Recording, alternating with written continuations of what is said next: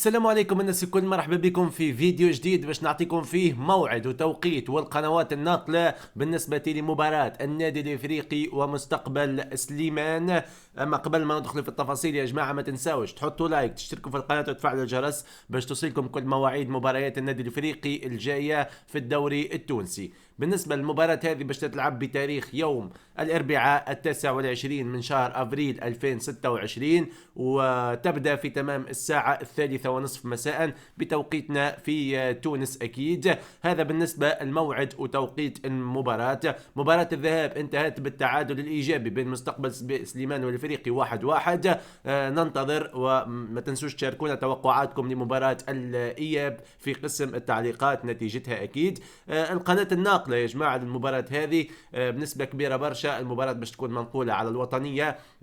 لا نعلم ما إذا كانت الوطنية 1 أو الوطنية 2، ولكن بنسبة كبيرة جدا ستكون منقولة على إحدى الوطنيتين. بالنسبة للكأس الصراحة يعني نسبة قليلة يعني وفرضية قليلة أنه تكون المباراة منقولة على قنوات الكاس، و100% أكيد باش تكون منقولة على ديوان سبور بطريقة مدفوعة. هذا كان كل شيء في الفيديو، نتمنى تكونوا استفدتوا. اذا حابين ديما نعملوا مواعيد للنادي الافريقي يكتبوا لنا في قسم التعليقات. شكرا لكم الناس الكل، والسلام عليكم ورحمة الله وبركاته.